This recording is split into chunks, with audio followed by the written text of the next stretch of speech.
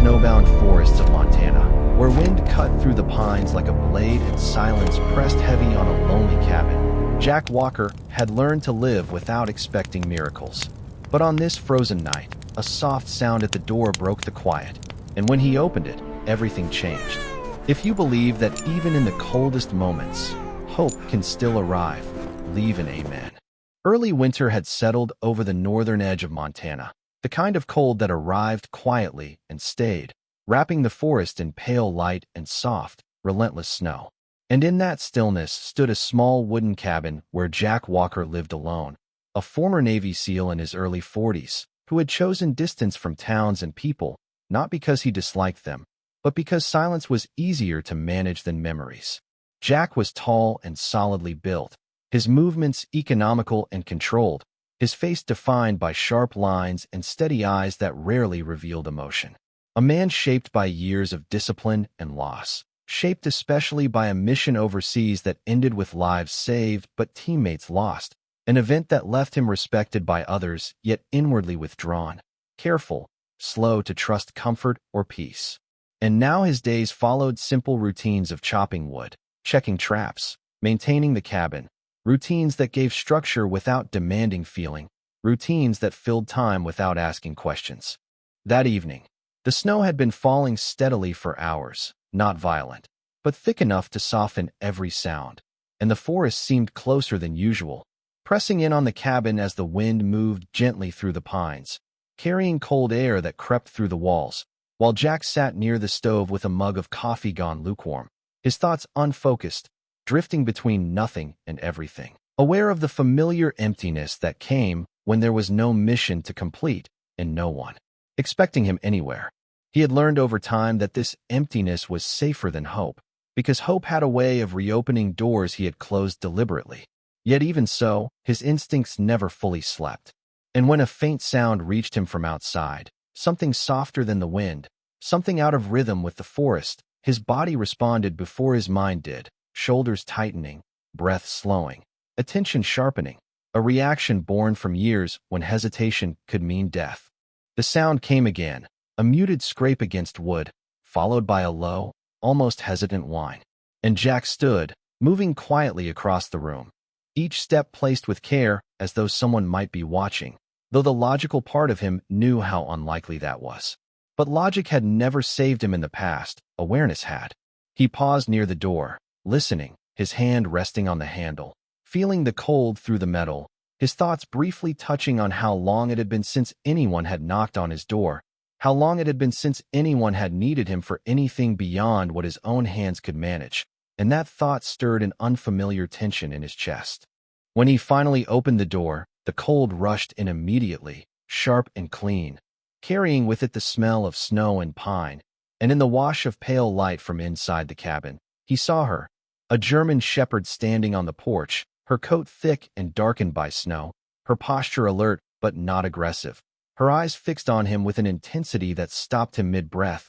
because there was intelligence there, and urgency, and something that felt uncomfortably close to purpose. She was not young, perhaps 4 or 5 years old, her muzzle lightly dusted with frost, her body lean and strong in the way of a working dog, and held gently in her mouth was a small bundle wrapped in a thin blanket, from which came the faintest sound, a fragile cry that cut through the cold more sharply than any wind. And beside her, pressed close to her leg, stood a smaller German shepherd puppy, no more than a few months old, his fur lighter, his movements uncertain, his body trembling not only from the cold but from confusion, his eyes darting between Jack and his mother as if seeking instruction. Jack's training told him to assess threats, to control variables, to keep distance. But there was no threat here that he could see, only an impossible situation unfolding in front of him. And for a moment, he simply stood there, his mind struggling to align what he was seeing with everything he understood about the world,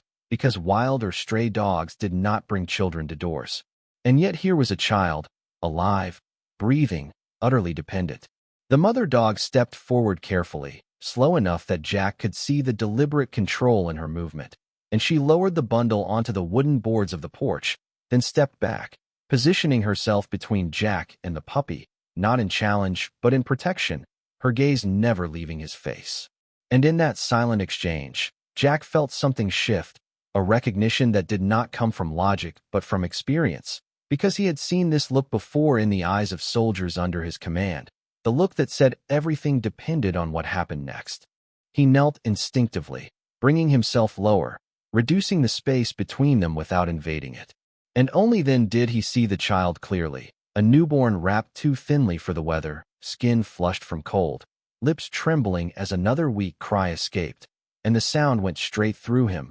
bypassing the walls he had built over years of controlled distance, stirring a response he had not felt since before the mission that changed him, since before he learned how quickly lives could slip away. The puppy let out a small whimper, pressing closer to his mother. And Jack noticed how the dog's ears flicked toward the forest and back to him, checking surroundings, checking intent, behaving less like an animal and more like a sentry, and the realization unsettled him in a way that felt both wrong and familiar. Carefully, slowly, Jack reached for the child, his hands steady despite the rush of thoughts, aware that whatever decision he made in this moment would set something in motion that could not be undone, aware that he could close the door, call for help later, pretend he had seen nothing, and continue the quiet life he had constructed. But as his fingers brushed the blanket and felt the warmth beneath, felt the fragile movement of a living body depending entirely on what he chose to do next, he understood that this night was not asking for his skills or his strength, but for something far more difficult, something he had avoided since leaving the service. And as the mother dog watched without interference, as the snow continued to fall in soft, endless layers around them, Jack lifted the child into his arms, stepped back into the warmth of the cabin, and closed the door behind him, not knowing yet who the child was or how they had come to his porch, but knowing with absolute clarity that the quiet life he had been living had just ended. The warmth of the cabin wrapped around Jack as he shut the door, sealing out the wind, though the cold seemed to linger in the child's shallow breaths. And without hesitation, he moved with the same calm efficiency that had once guided him through combat zones, laying the newborn gently on the old wooden table near the stove, stripping off his own jacket to create a barrier between fragile skin and the unforgiving chill. The baby was tiny, lighter than Jack expected, with pale skin tinged blue at the fingers and lips, eyes sealed shut, breath uneven, and the sight tightened something deep in Jack's chest, because weakness like this had always demanded action, never delay. And yet this was no mission with clear rules or extraction plans, only a helpless life depending entirely on him. He adjusted the fire, feeding it dry wood, watching the flames grow steadier, then turned his attention to what little he had, rummaging through shelves until he found powdered milk meant for emergencies, old but sealed, and a small pot, his hands steady even as his thoughts raced through possibilities, injuries, exposure, what might happen if he failed to act quickly enough. Outside, through the frost-edged window, he could see the silhouette of the German shepherd mother settling herself directly in front of the door, her body aligned with it, as if she were part of the structure itself, back turned to the wind, ears alert, eyes never straying far from the cabin, while the puppy curled close to her side, pressing his small frame into her warmth, his earlier trembling easing but not disappearing. And Jack noticed the precision of the mother's posture, the way she shifted her weight to shield the pup, the way she never once pawed at the door or whined, trusting him in a way that felt undeserved and heavy. As the milk warmed, Jack tested it carefully, remembering basic field instructions drilled into him years ago, then fed the child slowly with a clean cloth, watching anxiously for any sign of rejection or choking. But after a few tentative moments, the baby responded, tiny mouth moving weakly, swallowing with effort yet determination. And Jack let out a breath he hadn't realized he was holding, the sound low and controlled, the same sound he used to make when a wounded teammate stabilized just enough to survive transport. The child's breathing eased, color slowly returning to cheeks and hands, and Jack sat back on a chair, still holding the small bundle, studying the face now relaxed in sleep, struck by how unfamiliar and yet instinctively understood this responsibility felt, because he had led men, protected civilians, followed orders under pressure. But this was different, intimate, unshared, a decision with no witnesses and no rank to guide it. As minutes passed into an hour, the cabin grew quieter, filled only with the crackle of fire and the steady rhythm of the child's breath, and Jack's thoughts drifted despite his efforts to contain them. Touching memories he rarely allowed himself to revisit, of his wife Emily, a woman with auburn hair usually pulled into a loose ponytail, fair skin that freckled easily in the sun, and a laugh that had once softened the hardest days of his service, a woman who had believed firmly that Jack's ability to protect meant he was meant to do more than survive. And her sudden death in a highway accident years earlier had hollowed something inside him that he had never quite repaired, teaching him that attachment came at a cost he might not survive twice. The fire popped sharply, snapping him back to the present, and he realized that the decision before him was already forming whether he acknowledged it or not, because leaving the child outside was no longer possible, and calling authorities in the middle of a storm might mean hours of delay the baby did not have. And so he did what he had always done best. He assessed, adapted, and held the line. He prepared a makeshift bed near the stove, padding it with folded blankets, checking the temperature again and again,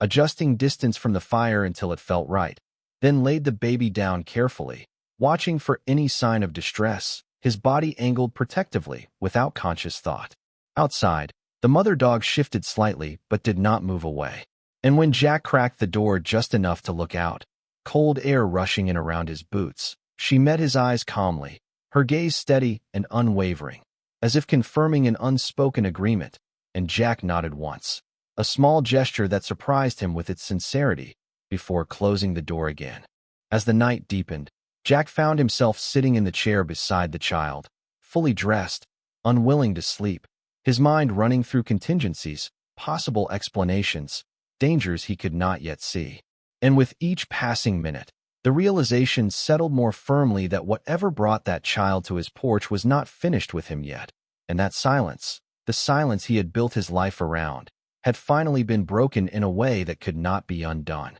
The baby stirred once, letting out a faint sound, and Jack leaned forward immediately, resting a large, calloused hand gently on the child's chest, feeling the rise and fall, grounding himself in that simple, undeniable proof of life. While outside, the German Shepherd mother remained at her post, snow collecting on her back, unmoving, vigilant. And in that shared stillness, Jack accepted what he had not yet spoken aloud, that he would keep the child through the night, no matter the risk, no matter the questions waiting with the morning light. Morning arrived quietly, the storm spent, leaving behind a pale, fragile calm as light filtered through the trees and revealed a world reshaped by snow. And Jack stepped outside the cabin with measured care, the cold biting but no longer vicious, the air clear enough to carry sound for miles, while the German Shepherd mother waited a short distance away, her posture different now, less rigid than the night before yet purposeful, as if the dark hours had been a vigil and dawn marked the moment to move. Jack secured the baby inside, checking warmth and breath one last time, then followed the dog into the forest, trusting an instinct he could not fully explain but recognized as familiar, the same instinct that once told him when to advance and when to wait. And as they moved deeper between the pines, snow crunching underfoot, the dog set a steady pace, stopping occasionally to look back and ensure he followed, her coat catching the light in shades of black and tan, her movements efficient, trained by necessity rather than command, while the puppy remained behind near the cabin, too young to travel, curled against the door where warmth still lingered. The forest opened gradually, the silence thick but not empty, and Jack's thoughts drifted despite his focus, pulled backward to other forests, other terrains, places where he had arrived just minutes too late, where smoke still rose and bodies lay still,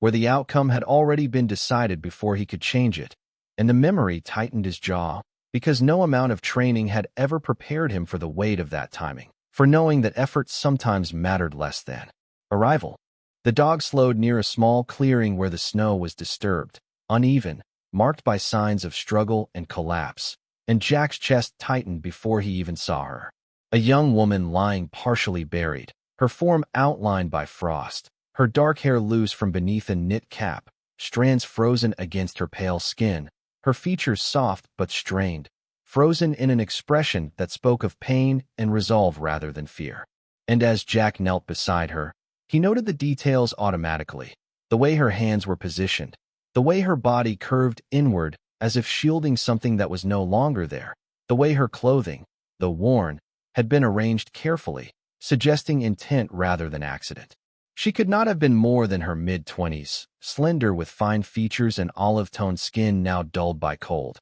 And there was a calmness to her face that struck him unexpectedly, a calm that reminded him of civilians he had seen accept their fate, not with surrender, but with a fierce focus on what mattered most. And near her chest he found a folded scrap of paper protected from moisture, the ink faint but legible, and when he read the words, "Please save my baby," the impact was immediate and brutal, because the request was not for rescue or survival or mercy, but for continuation, for meaning beyond death. Jack closed his eyes briefly, breath fogging the air, and the forest seemed to hold still as the weight of it settled. The understanding that the woman had walked until she could not walk anymore, that she had trusted the dog to finish what she could not, and that trust now rested squarely with him. The German shepherd sat nearby, head lowered, eyes fixed on the ground, no longer watchful but mournful. And Jack realized that this dog had not been merely guarding a child, but had been part of a family, a protector turned messenger, and that realization deepened the responsibility in a way that words could not touch.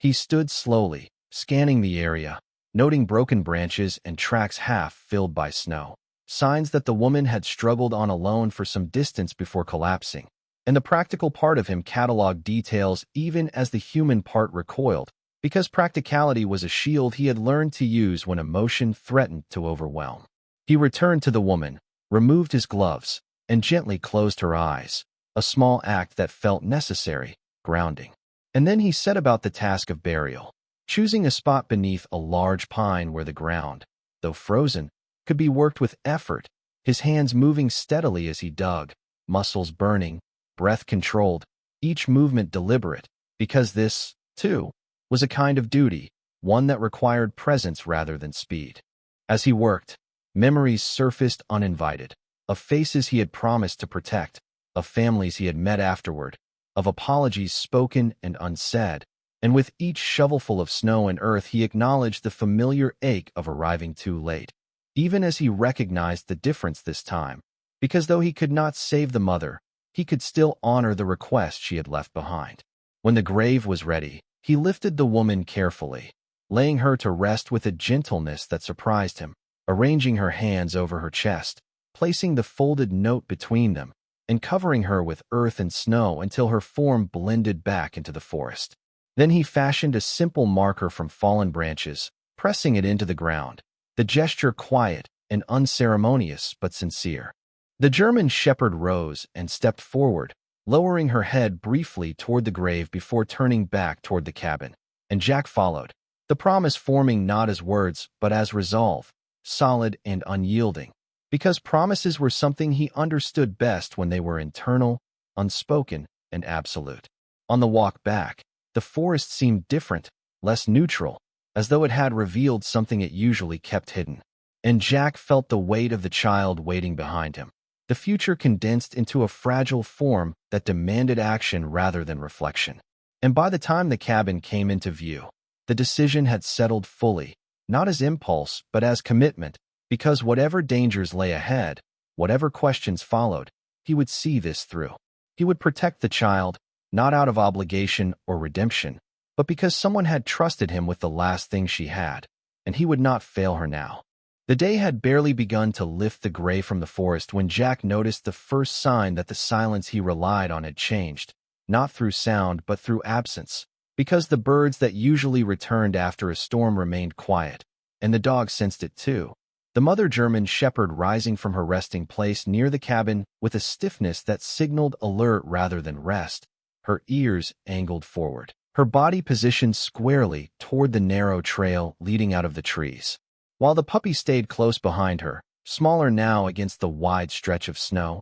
his movements cautious but mimicking hers as best he could. Jack secured the baby inside, checking warmth and breath again, then moved to the window, his posture relaxed to any casual observer but internally precise, noting tracks where there should have been none, fresh boot prints cutting through the snow in a line too direct to be accidental, and his instincts, long dormant, but never erased, stirred fully awake. Because this pattern was familiar, the deliberate approach, the confidence of someone who believed they belonged wherever they were headed. He had just turned away from the window when the knock came, firm and measured, not the hesitant sound of someone lost, but the assertive rhythm of someone expecting compliance. And Jack felt a flicker of cold settle beneath his ribs, not fear but calculation, because knocks like that rarely brought good news. He opened the door only partway, enough to see without giving ground, and standing there were two men who did not belong to the forest. The first was tall and broad-shouldered, wrapped in a heavy black coat that looked expensive despite the wear, his dark beard trimmed short, his hair hidden beneath a wool cap pulled low, his eyes pale and assessing, the kind that skimmed surfaces quickly and retained what mattered, while the second man stood slightly behind him, thinner with a narrow face and unshaven jaw, his posture slouched but his gaze restless, darting past Jack and into the cabin as though searching for something specific. The taller man spoke first, his voice smooth and practiced, carrying an ease that suggested he was accustomed to getting answers, introducing himself as Mark Evans, claiming he was looking for his sister's child, explaining that she had been traveling through the area and never arrived at her destination. And the words were arranged carefully, sympathetic but vague, while the thinner man, who called himself Luke, remained silent, hands buried in his pockets, shifting his weight from foot to foot as if the stillness made him uncomfortable. Jack listened without interruption, his face neutral, but internally he was cataloging inconsistencies, the lack of urgency in their tone, the absence of genuine grief, the way Mark's eyes flicked briefly toward the interior of the cabin when the baby stirred faintly, the way Luke's jaw tightened at the sound. And years of training whispered what his conscience already knew, that these men were not family, not the kind that walked through snowstorms guided by love rather than opportunity. Behind Jack, the mother dog stepped forward until her body was fully visible, planting herself directly between the men and the doorway, her stance solid and unmistakably defensive, while the puppy pressed against her shoulder, trying to appear larger than he was. And Jack noticed how Mark's gaze paused on the dogs, calculating, adjusting, and that alone confirmed everything, because men who meant no harm did not measure animals like obstacles. Jack replied calmly, telling them he had not seen anyone matching their description, that the roads were dangerous and travel unwise, his voice steady and uninviting further conversation. And Mark's expression shifted subtly, the polite concern thinning at the edges, revealing impatience beneath, as he pressed again, asking if Jack had heard anything during the storm, any unusual noises, any signs of passage. And with each question, Jack felt the tension stretch tighter, a familiar wire pulled between 2 points, ready to snap. Luke finally spoke, his voice rougher and less controlled, remarking that it would be a shame if something happened to a child in such weather, and the comment was meant to unsettle, to test boundaries. And Jack responded not with words, but with stillness, the kind that made men like Luke uneasy, because it offered nothing to push against. The dogs reacted instantly, the mother dog letting out a low, sustained growl that vibrated through the air, not loud but unmistakable, while the puppy echoed her in a higher, uncertain tone. And Mark raised a hand slightly, signaling Luke to step back, his eyes narrowing as he reassessed the situation, the cost-benefit calculation shifting behind them. Jack met Mark's gaze directly then, allowing just enough hardness into his expression to be understood, and said simply that they should leave, that the forest was not forgiving to those who lingered without reason. And for a moment it seemed Mark might argue, might push further, but instead he smiled thinly, nodding as if conceding a minor point, promising they would continue their search elsewhere, his politeness now edged with something colder, something that lingered after the words ended. The two men turned and walked back toward the trees, their figures gradually swallowed by distance and falling snow. But Jack did not relax, because departures like that were rarely final, and the sense of threat remained, hanging in the air like the echo of a shot fired long ago. He closed the door and slid the bolt into place, standing still for several seconds as he listened to the forest reclaim its quiet, the dog settling but not fully at ease. And when he finally turned back to the room where the baby slept, the weight of his decision pressed down fully, because this encounter had transformed uncertainty into reality, had drawn a clear line between safety and pursuit. He checked the child again, adjusting the blankets, his movements gentle but precise. And as he sat beside the small, steady rise and fall of the baby's chest, he acknowledged the truth he could no longer ignore, that whatever path lay ahead would now involve danger, not just for him, but for the life he had chosen to protect. And that meant standing firm, not just through the night, but through whatever followed, because walking away was no longer an option, and silence, once his refuge, had become a liability he could no longer afford. The decision came to Jack without drama or doubt,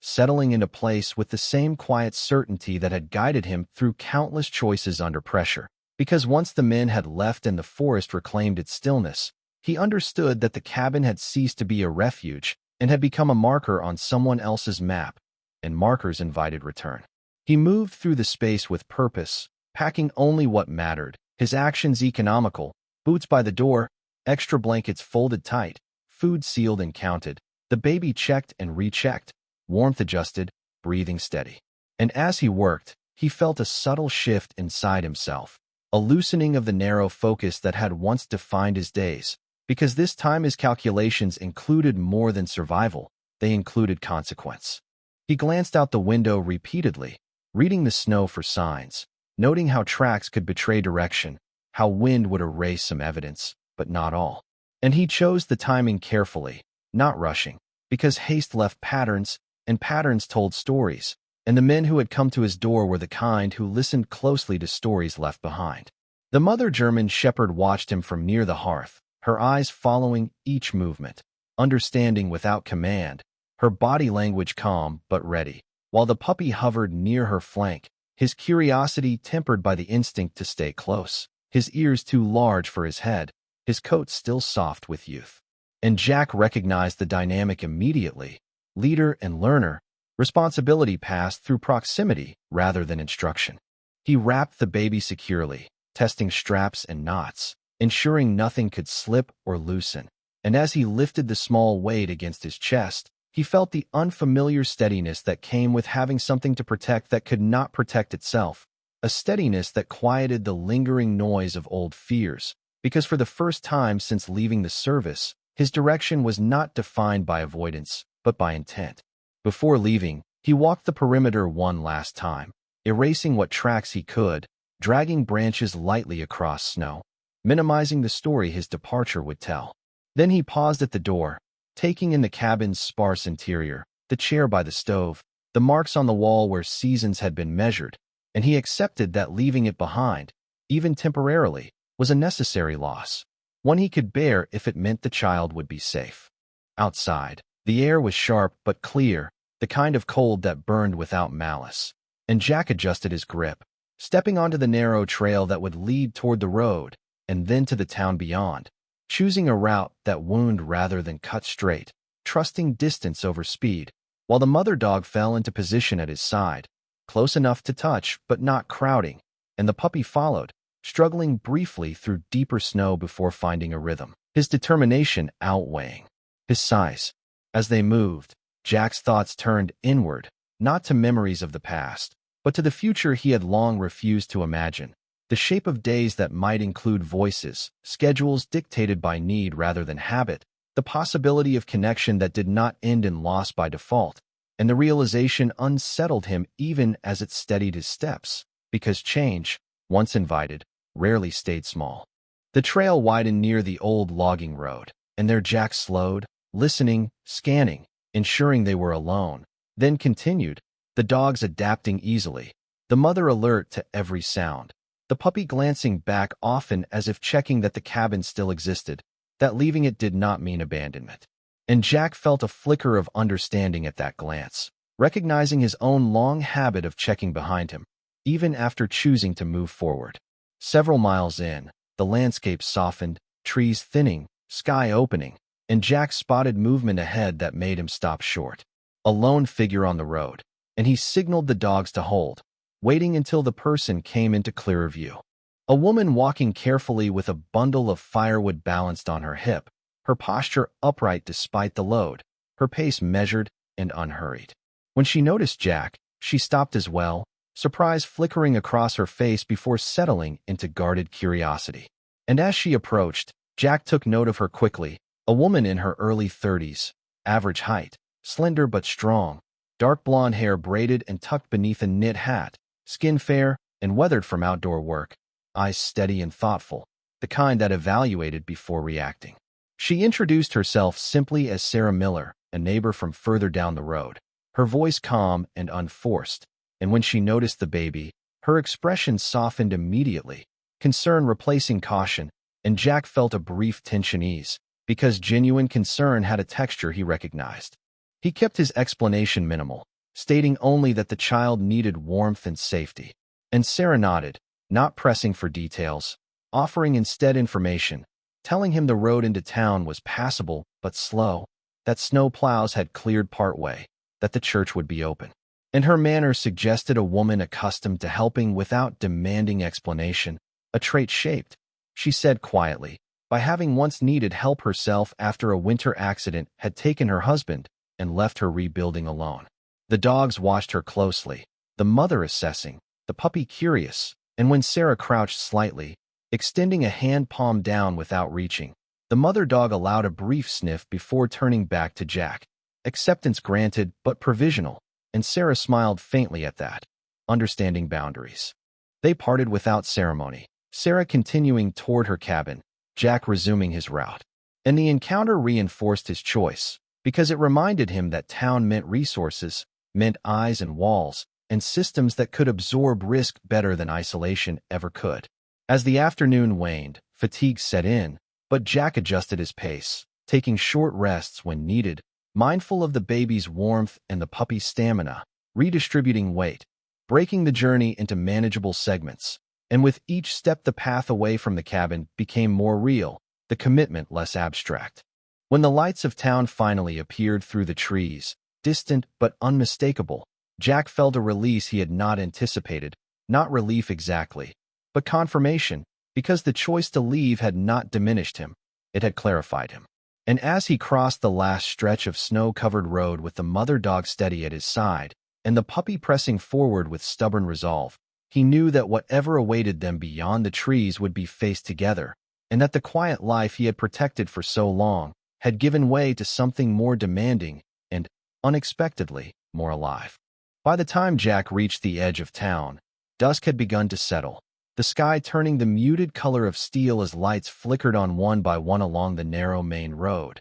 and the presence of people, though sparse, felt almost overwhelming after days of forest silence, because voices carried, doors opened and closed, and life moved in small, visible rhythms that Jack had kept at a distance for a long time. He slowed his pace instinctively, adjusting the baby against his chest, ensuring warmth and comfort, while the mother German shepherd remained close, alert but calm, her coat dusted with snow that caught the glow of street lamps, and the puppy followed with visible effort, tired but determined, his small paws lifting higher with each step as if sheer will were carrying him forward. The church stood near the center of town, modest and weathered, its wooden exterior painted white but softened by age, a single steeple rising simply rather than proudly. And as Jack approached, he felt a subtle easing in his chest, not relief exactly, but recognition, because places like this were built to hold stories heavier than his,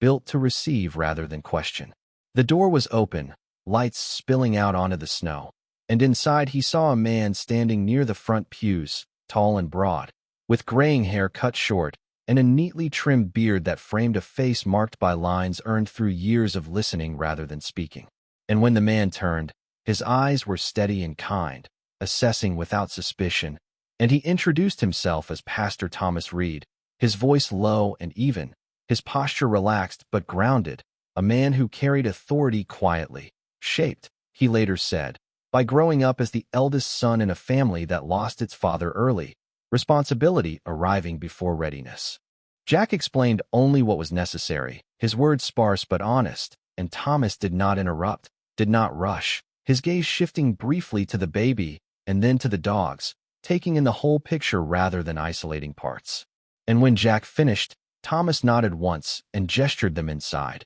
offering warmth without ceremony. It was there that Mary Collins appeared, drawn by the sound of movement. A woman in her late 30s with chestnut brown hair pulled back into a practical knot, her build slender but strong, her skin pale with a faint flush from the cold, and eyes that immediately softened when they fell on the child, eyes that had learned how to hold grief without letting it harden them. Because Mary had lost her husband and young daughter in a car accident years earlier, an event that had reshaped her life from ambition to service, leading her to train as a nurse and work closely with the church, caring for those who needed quiet, patient attention. Without hesitation, she took over where Jack paused, checking the baby's temperature, breathing, and color with practiced hands, her movements gentle but confident, speaking softly to soothe both child and the man who had carried him this far. And Jack felt himself step back slightly, not out of distance but trust, recognizing competence when he saw it.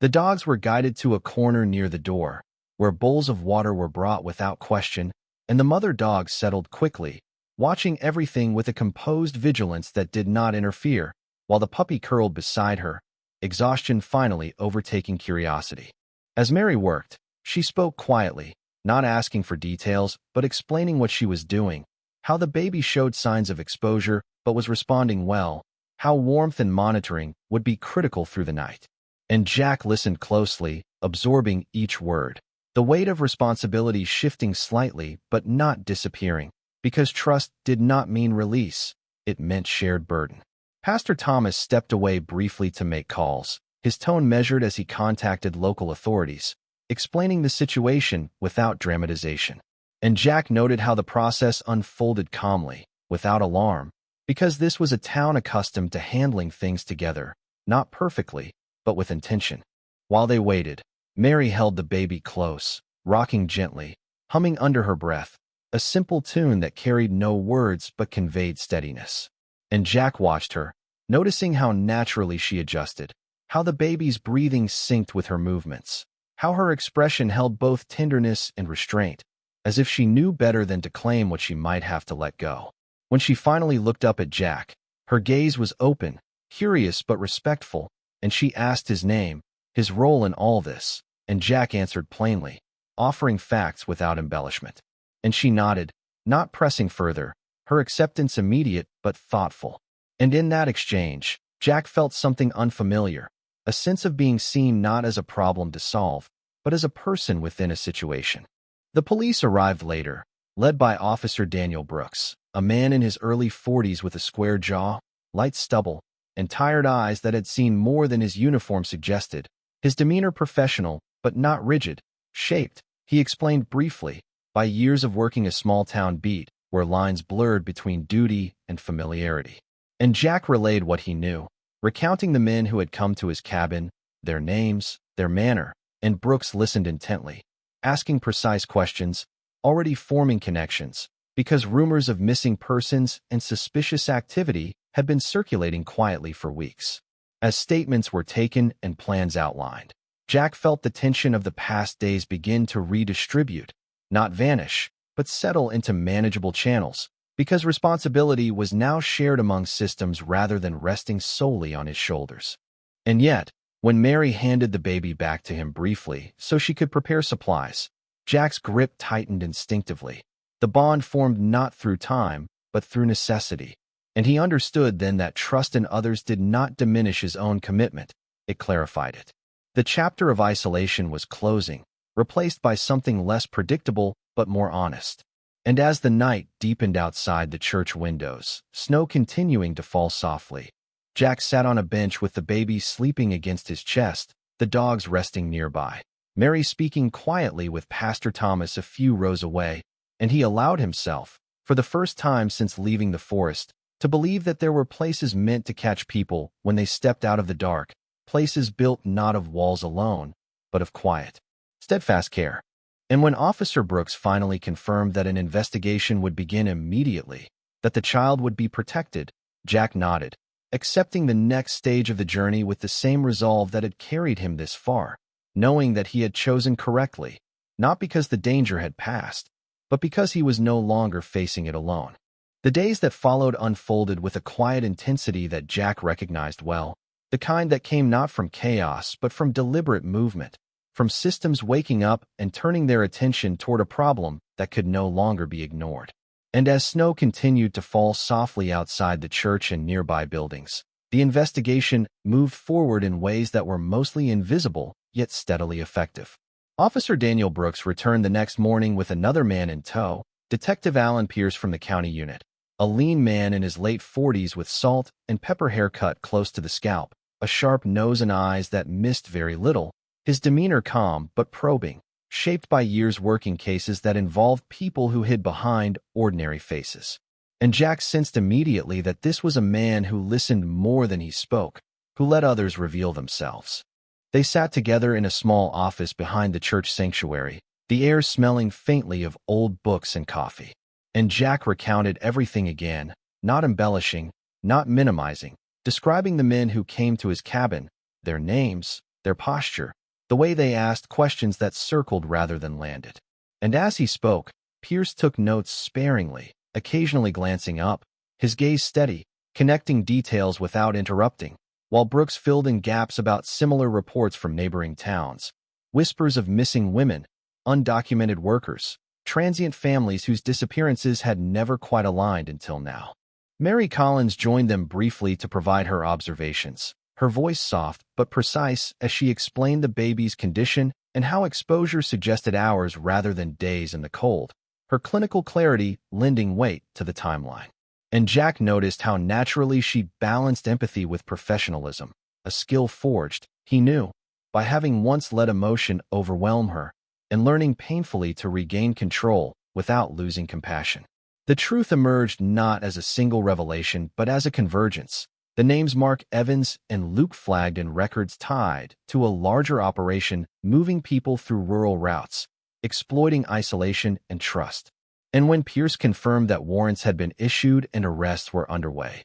Jack felt a tension he had carried since the forest began to loosen, not dissolve entirely, but shift into something more manageable, because danger named was easier to confront than danger imagined. Later that afternoon, Pierce returned with confirmation that the men had been taken into custody without incident, evidence seized linking them directly to trafficking attempts, and most importantly, that the baby had been identified through hospital records and a missing person report filed weeks earlier by a social worker who had lost contact with the mother during relocation assistance. And hearing this, Jack felt the weight of the forest moment resurface, the image of the woman in the snow now anchored to a name and a reality that extended beyond his solitary promise. The baby was officially recognized as a victim, not an object of dispute, and the relief that washed through the room was quiet but profound, Mary closing her eyes briefly, Pastor Thomas bowing his head in thanks, and Jack sitting very still,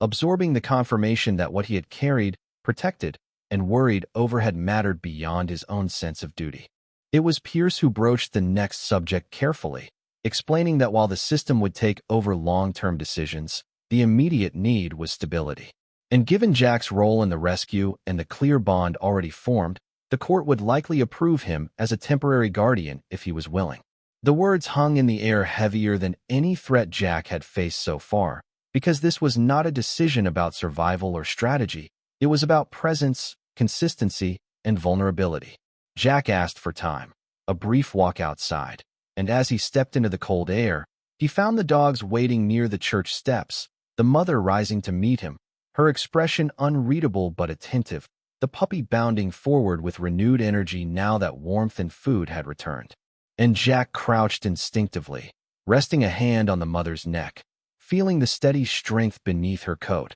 grounding himself in something real and uncomplicated. He thought of the life he had built around absence, the control it afforded him, the predictability. And then he thought of the past week, of nights measured by breathing rather than silence, of decisions that mattered not because they were perfect, but because they were made. And he understood that belonging was not something granted by place or role. It was something chosen, often without certainty, and the fear that accompanied that choice was not a warning but a cost. When he returned inside, he found Mary seated with the baby, rocking gently, her expression thoughtful, and when she looked up, she did not ask him what he would do. She only said that whatever he decided, the child would remember the feeling of being held safely, even if not the details. and the simplicity of that truth cut through his remaining hesitation. Jack turned back to Pearson Brooks and said yes, not dramatically, not loudly, but clearly, stating that he would accept temporary guardianship,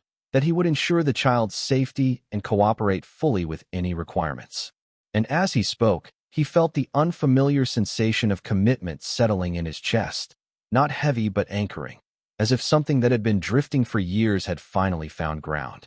The paperwork was outlined, steps explained, and while none of it was immediate or simple, the path was defined, and definition had always been something Jack could work with. That evening, as the town lights flickered on and snow continued its patient descent, Jack sat once more on the church bench with the baby asleep against him, the dogs resting nearby, Mary speaking quietly with Pastor Thomas a few rows away. And he realized that for the first time since leaving the service, his presence was not provisional, not borrowed, but necessary. And when Pierce returned briefly to inform him that the mother's identity had been fully confirmed and her case would be closed with dignity, Jack bowed his head, honoring the promise made in the forest, the circle of responsibility now complete enough to move forward. As the night settled, Jack did not feel triumphant or resolved, but he felt aligned, his actions matching something deeper than instinct. And when he looked down at the child and whispered a promise he did not yet shape into words,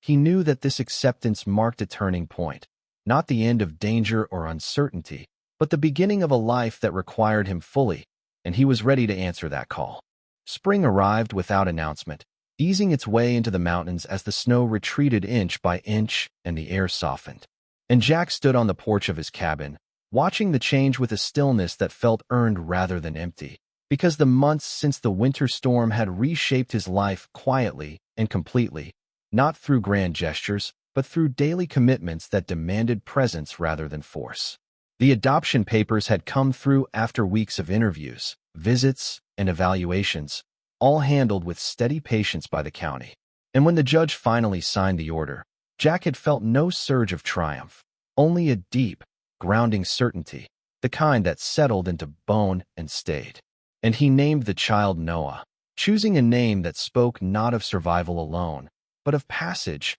of being carried through a storm into something steadier. Noah had grown stronger quickly, cheeks filling out, eyes alert and curious, his dark lashes framing a gaze that tracked movement with fascination. And Jack learned the language of those small changes, the difference between hunger and fatigue, the rhythm of sleep and wakefulness, discovering that vigilance, once reserved for threat, now found its purpose in care. The dogs adjusted as naturally as if they had always belonged here. The mother German shepherd, whom Jack had come to call Luna for the quiet steadiness in her gaze, taking up her post near the door and later near the crib, watchful without interference, her coat sleek and glossy with good food and rest. While Scout, the puppy, grew fast and clumsy, his legs too long for his body, ears tipping forward as he learned boundaries through gentle correction rather than fear. And Jack found himself smiling more often than he noticed, the small disruptions of chewed wood and scattered toys marking a life lived rather than avoided.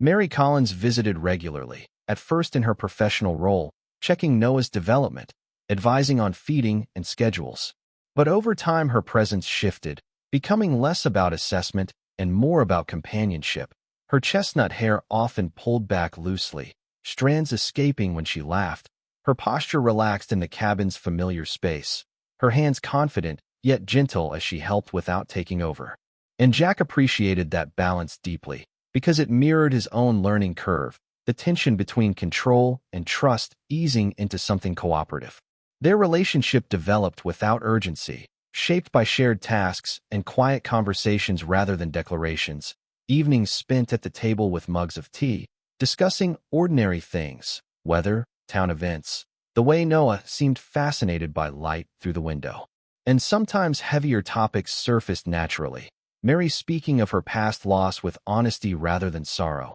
Jack sharing pieces of his service without dramatization, and in those exchanges they found a mutual respect rooted not in need, but understanding. Sarah Miller stopped by occasionally as well, her visits practical and brief, bringing supplies, offering advice on weather or road conditions, her demeanor unchanged, steady and grounded. And Jack recognized the importance of those simple connections, the way community formed not through obligation but repetition, through showing up consistently without expectation. The cabin itself transformed subtly, no longer a place of retreat but of return, walls bearing new marks from measured heights and playful scratches. The silence once cultivated now replaced by sound that felt alive. And Jack noticed how his own posture changed within it, shoulders less rigid, movements less guarded, his attention expanding beyond perimeter checks to moments that required softness, like holding Noah through restless nights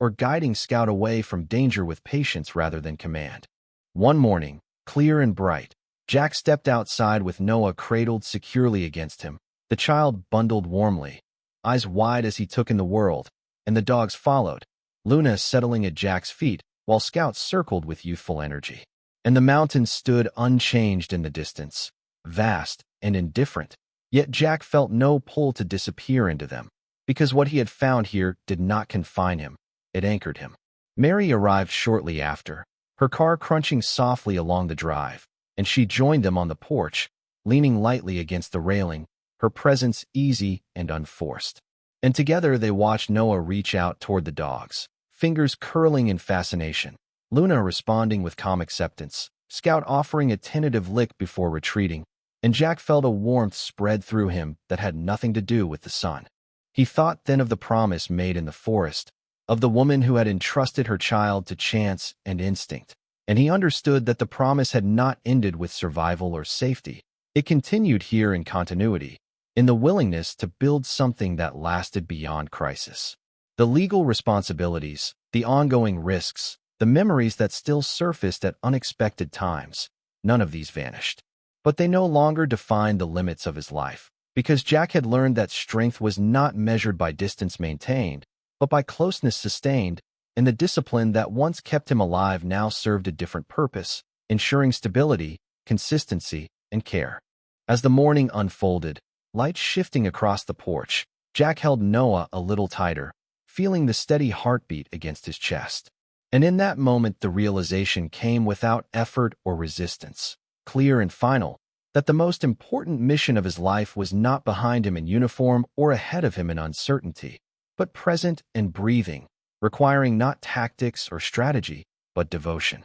And as Luna lifted her head and Scout settled at his side, Jack smiled, not broadly but fully, understanding at last that family had arrived not by plan or blood, but by choice, and that this choice, made quietly and upheld daily, was the truest measure of who he was and who he would remain. This story reminds us that miracles do not always arrive with thunder or light, but often through quiet choices, faithful hearts, and the courage to protect one small life when no one else will. God works through people, through compassion, through moments when love is chosen over fear, and even through unexpected paths that lead us exactly where we are needed. In our daily lives, we may never face the same storm, but we are all given chances to show kindness, to stand for what is right, and to become a shelter for someone else. If this story touched your heart, please share it with those you love. Leave a comment about where you are watching from or what you believe in, and subscribe to the channel for more stories of faith, hope, and redemption. May God bless you, protect your family, and guide your steps each day.